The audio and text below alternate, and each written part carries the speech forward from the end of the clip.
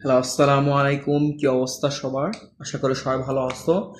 আমরা জটিল সংখ্যার মডুলাস এবং আর্গুমেন্ট নিয়ে পড়তেছিলাম। তো আজকে আমরা দেখবো আরেকটা ম্যাথ, 16 নম্বর ম্যাথটা। এটা তোমার উদ্ভাসের কনসেপ্ট বুকে দেওয়া আছে।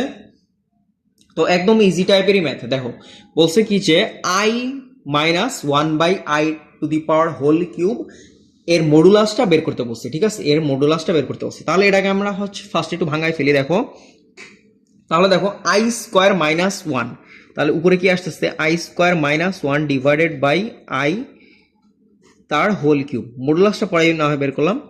তাহলে দেখো এরপরে কি আসছে যে I square minus one, I স্কোয়ারের ভ্যালু কত? Minus one, minus one, minus one, তাহলে minus two divided by I এর হোল কিউব। ঠিক আছে, তাহলে এখানে দেখো কি আসতেছে minus eight divided by I cube, এইটাই তো আসতেছে তাই না? Minus eight divided by I cube. I কিউবের ভ্যালু আবার কি? Minus I. আই কিউবের ভ্যালুটাকে আমরা এখানে কেটে লিখতে পারি মাইনাস আই।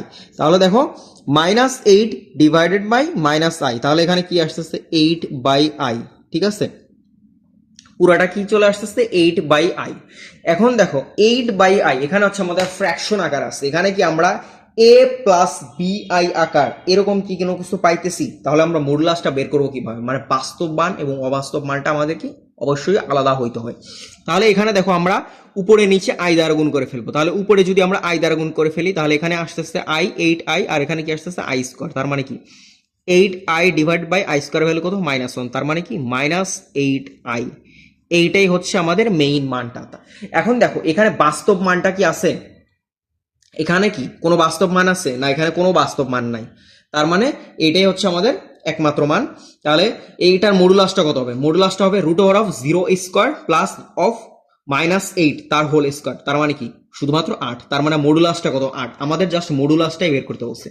মডুলাসটা তাহলে কত আসবে তোমার? শুধুমাত্র আট। মডুলাস সমান কত? আট।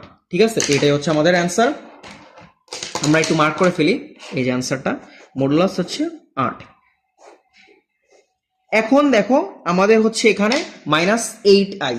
এই যে তোমার ঠিক সেম টাইপের এই ম্যাথ, আগের ম্যাথটা অর্থাৎ 15 নম্বর ম্যাথটা কিন্তু আমি করাইছিলাম। রুয়েট অ্যাডমিশন টেস্টে আসছিল যে সেম সিমিলার একটা ম্যাথ। ওইখানে ছিল মাইনাস ফাইভ আই, এখানে কি বলছে? Minus eight I. এটা যদি আমরা আর্গন ডায়াগ্রামে আঁকি তাহলে দেখো এটা আমাদের বাস্তব অক্ষ আর এটা আমাদের কি অবাস্তব অক্ষ। তাহলে দেখো অবাস্তব অক্ষে আমাদের মাইনাস এইটাই, তাহলে ওটার অবস্থান কোথায়? এইখানে।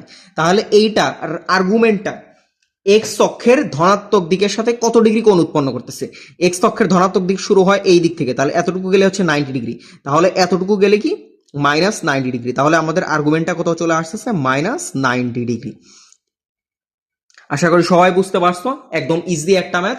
আমরা এই টাইপের ম্যাথগুলো এখন বেশি করে প্র্যাকটিস করবো, কারণ এগুলা সিকে রুয়েটের জন্য, চুয়েট কুয়েট রুয়েট যেসব জায়গায় এমসিকিউ আছে অবশ্যই পরীক্ষায় আসবে। ঠিক আছে, তো উদ্ভাসের কনসেপ্ট বুকের একটা ম্যাথ। আশা করি সবাই বুঝতে পারছো।